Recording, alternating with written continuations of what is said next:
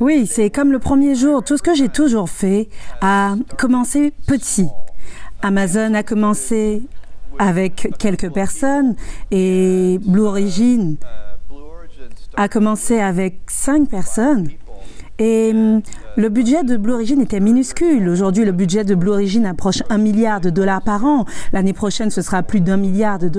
Amazon, aujourd'hui, embauche 1,5 million de personnes. Mais vous savez, pour vous, c'est difficile de vous souvenir de ces débuts. Mais pour moi, c'est comme si c'était hier. Je conduisais moi-même les colis à la poste, en espérant qu'un jour, nous pourrions nous permettre un chariot élévateur.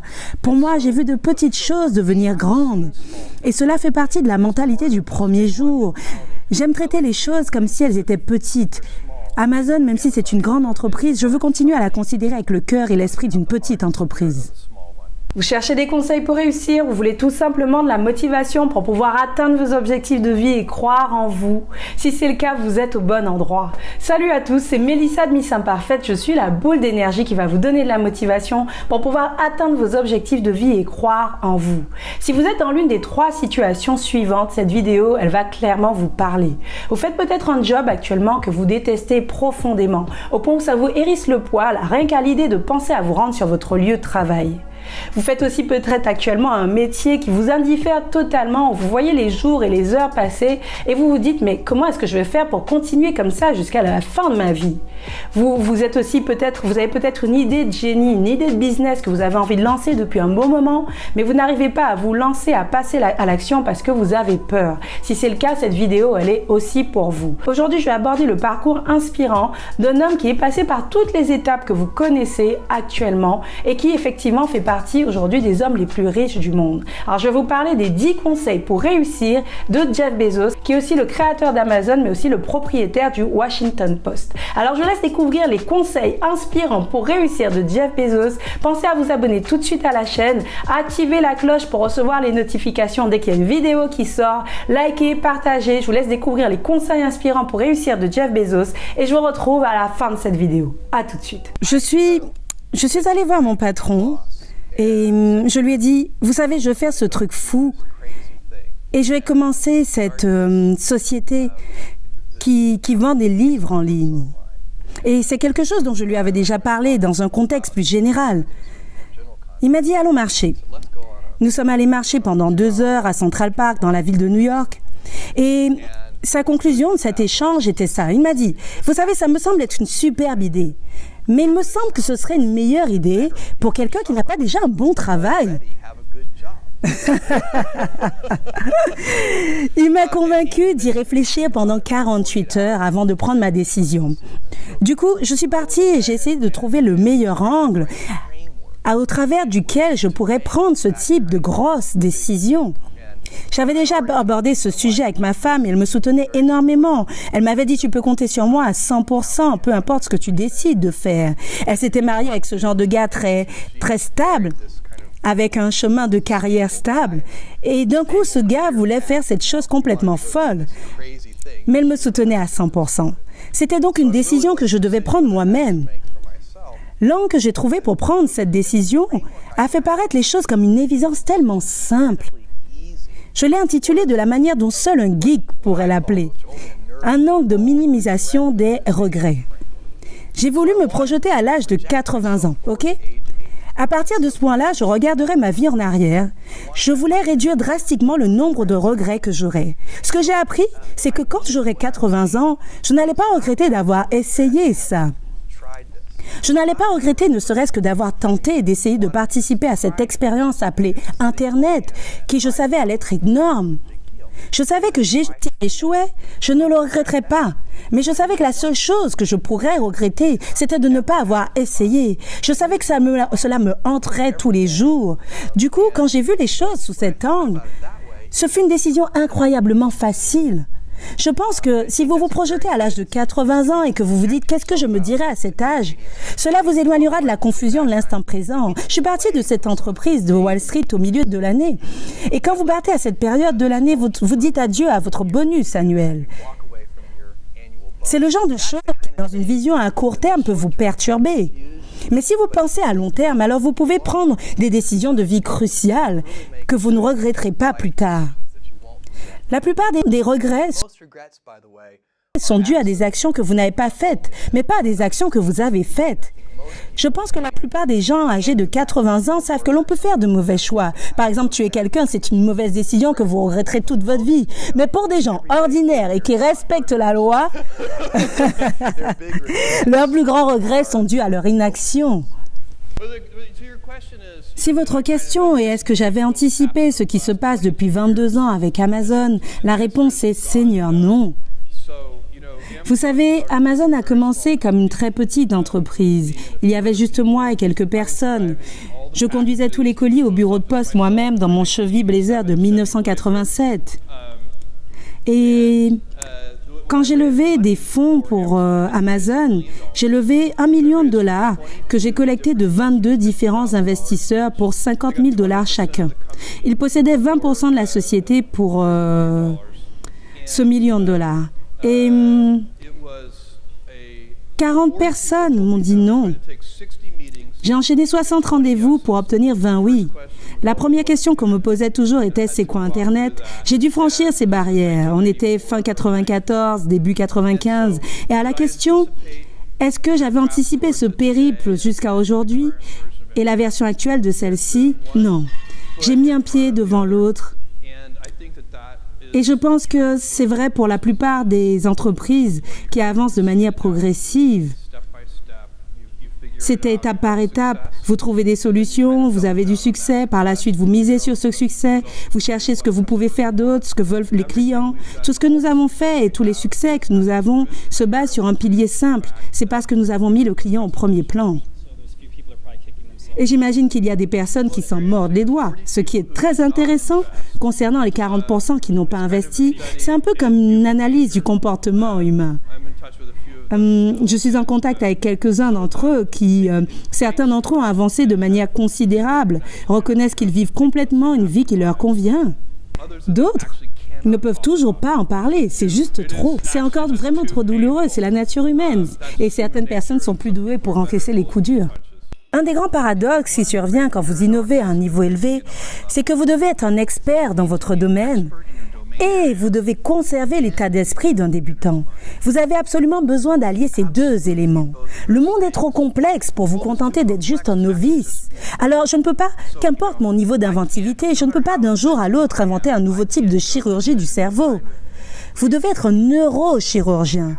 Vous devez savoir tout ce qu'il y a à savoir sur la chirurgie du cerveau.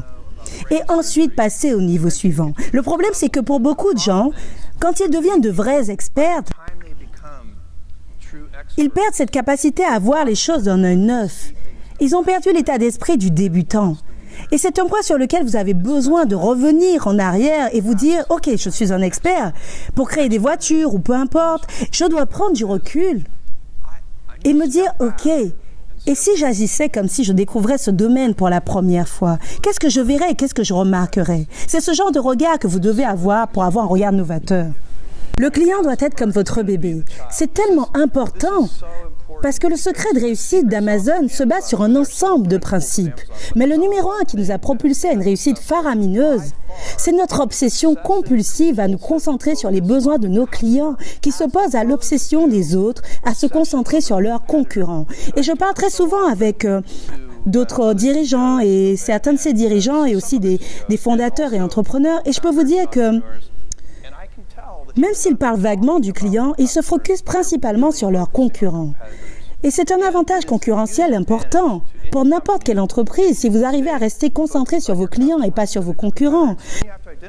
Mais pour cela, vous devez identifier qui est votre client. Pour le Washington Post, par exemple, est-ce que le client est celui qui nous achète des encarts publicitaires? Non, le client, c'est le lecteur. À l'école, qui sont les clients? Est-ce que ce sont les parents? Est-ce que ce sont les professeurs? Non, ce sont les enfants. Et c'est ce que nous allons faire. Nous allons nous concentrer obsessionnellement et compulsivement sur les besoins des enfants. Et nous allons aussi faire appel à notre cœur et à notre intuition. Alors, pour moi, la chose qui me préoccupe le plus, c'est que nous perdions notre ligne de conduite, en quelque sorte. Que nous perdions notre focus obsessionnel sur nos clients. Ou que nous adoptions une vision à court terme. Ou que nous commencions à devenir trop prudents, en ayant une sorte d'aversion pour l'échec. Vous ne pouvez pas inventer et être des pionniers si vous ne pouvez pas accepter l'échec. Pour inventer, il faut expérimenter.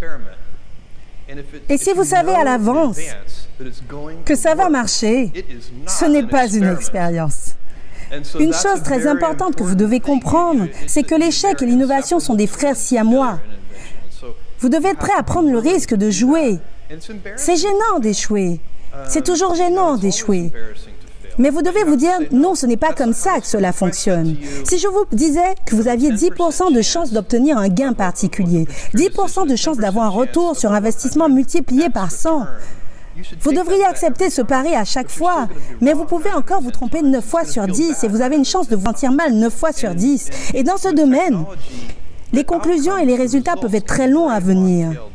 Le retour sur investissement peut être disproportionné. C'est pourquoi vous devez cumuler les expériences. Tout le monde sait que si vous frappez la balle en défense, vous marquerez plus de points, mais vous devrez aussi multiplier votre nombre de tentatives. Avec le baseball, cette métaphore n'est pas poussée à l'excès parce qu'avec le baseball, peu importe la manière dont vous vous connectez à la balle, vous avez droit qu'à 4 tentatives. Votre réussite est limitée à 4 tentatives.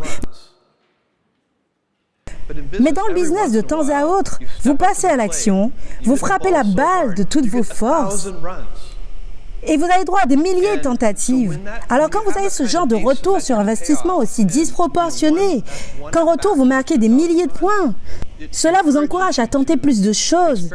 C'est la bonne stratégie business d'expérimenter plus. C'est aussi pour le plus grand bien de vos clients. Ce sont les clients qui bénéficient des expériences réussies. J'étais sûre que je ne regretterais pas d'avoir essayé et d'échouer. Et je suspectais que je serais toujours hantée par la décision de ne pas avoir essayé du tout. Après avoir tergiversé, j'ai pris le chemin le moins sûr en choisissant ma passion. Et j'en suis fière de ce choix. Demain, de manière concrète, votre vie, la vie que vous écrivez vous-même, à partir de zéro, commence. Comment allez-vous utiliser votre super talent? Quel choix ferez-vous? L'inertie est votre guide ou allez-vous suivre votre passion? Suivrez-vous les convenances ou serez-vous fidèle à qui vous êtes? Allez-vous choisir une vie de facilité ou une vie de service et d'aventure? Allez-vous flancher sous le poids de la critique ou allez-vous suivre votre conviction? Blufferez-vous quand vous aurez tort ou vous excuserez-vous? Barricaderez-vous votre cœur contre le rejet ou allez-vous agir lorsque vous tomberez amoureux? Allez-vous jouer la sécurité ou ferez-vous preuve d'audace? Quand les choses deviendront difficiles, allez-vous abandonner ou serez-vous acharné? Serez-vous cynique ou serez-vous un constructeur?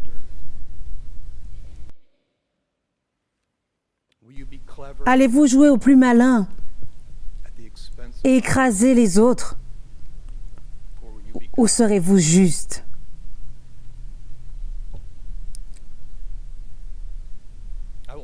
Je vais oser vous faire une prédiction. Quand vous aurez 80 ans, et dans un moment de calme et de réflexion, vous serez en train de vous remémorer la version la plus personnelle de votre histoire, le récit qui sera le plus impactant et le plus significatif sera la série de choix que vous avez faits. Au bout du compte, nous sommes nos choix. Construisez-vous une belle histoire. Ne courez jamais après les choses qui brillent, peu importe ce que c'est. C'est comme si vous tentez d'attraper une vague. Vous ne l'attraperez jamais. Vous devez vous positionner et attendre l'arrivée de la vague. Et la bonne méthode pour y arriver, c'est en choisissant de faire quelque chose qui vous passionne. Ça, c'est mon premier conseil que je donnerais à quelqu'un qui veut monter son entreprise ou démarrer une nouvelle entreprise à l'intérieur d'une plus grande entreprise. Assurez-vous de faire quelque chose qui vous intéresse, quelque chose qui vous passionne. Les missionnaires créent de meilleurs produits. Et donc je prendrai un missionnaire au détriment d'un mercenaire. Les mercenaires veulent retourner l'entreprise et juste devenir riches. Les missionnaires veulent construire un excellent produit ou service. Et vous savez, un de ces grands paradoxes, c'est généralement que les missionnaires sont ceux qui finissent par gagner plus d'argent à tous les coups. C'est donc mon premier conseil. Choisissez quelque chose qui vous passionne. Et le second conseil, c'est commencer par les clients. Commencez par le bout de la chaîne. Ces deux choses, la passion et l'orientation client, vous garantiront une certaine longévité. Je pense que le stress peut vous...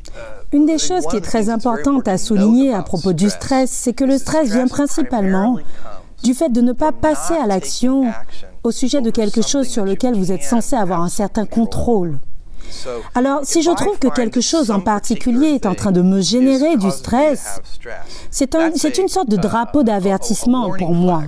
Ce qui veut dire qu'il y a quelque chose que je n'ai pas complètement identifié, peut-être dans mon esprit conscient, qui me dérange, et sur lequel je n'ai posé aucune action. Et je me suis rendu compte que dès que j'ai identifié la source et que je passe le premier appel téléphonique ou que j'envoie le premier mail ou quoi que ce soit que je fasse qui commence à remédier à cette situation, même si ce n'est pas résolu, le simple fait que j'y réponde réduit considérablement le stress qui pourrait en découler. Alors le stress vient du fait que vous ignoriez des choses que vous ne devriez pas ignorer.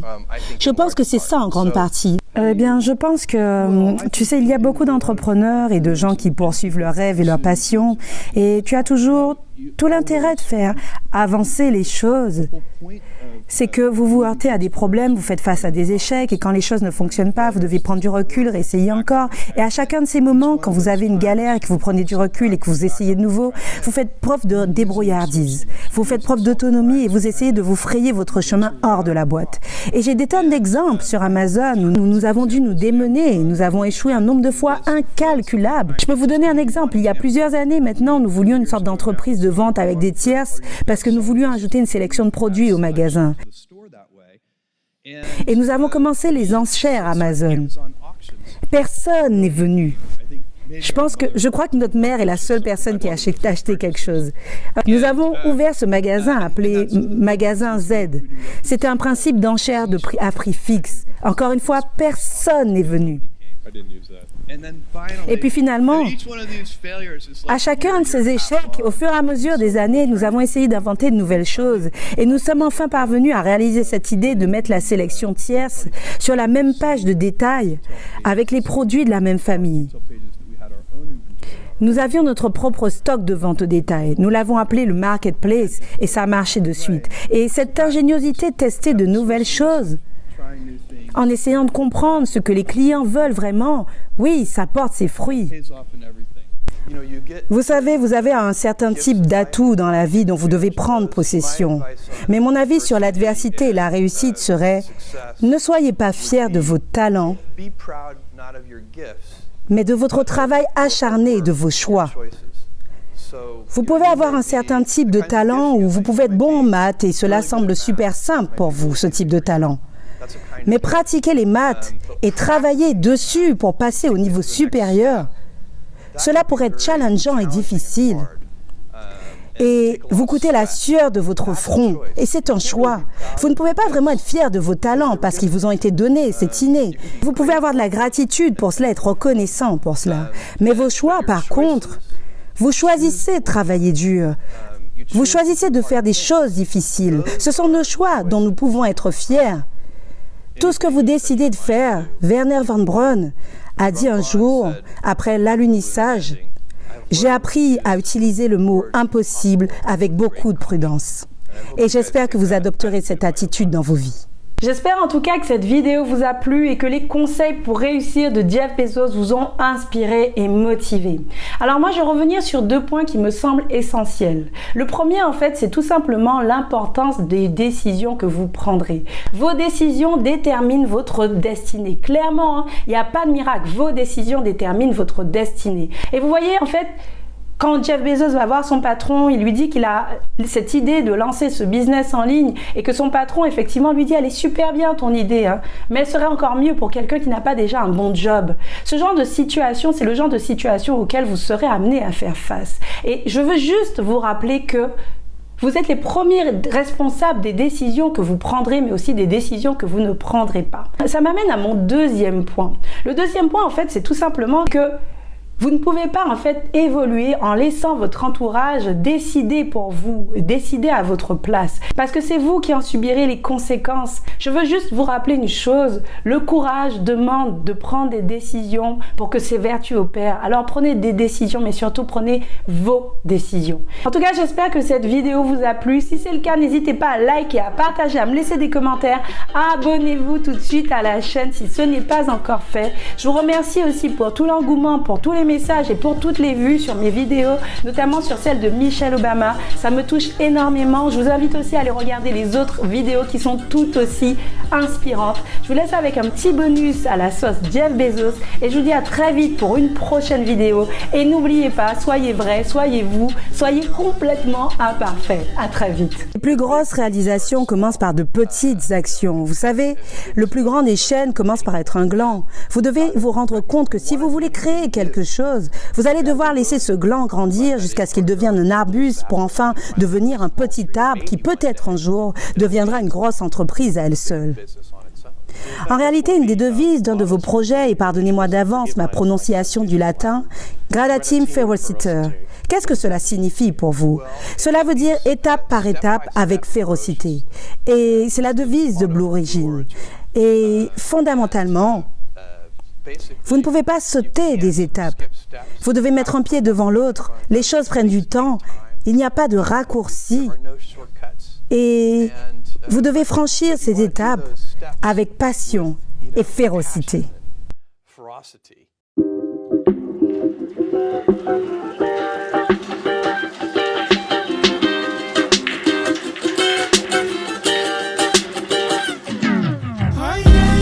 Bonita, Nanjia, ¿cómo va? Venga, venga. Bonita, Nanjia, ¿cómo va? Venga, venga.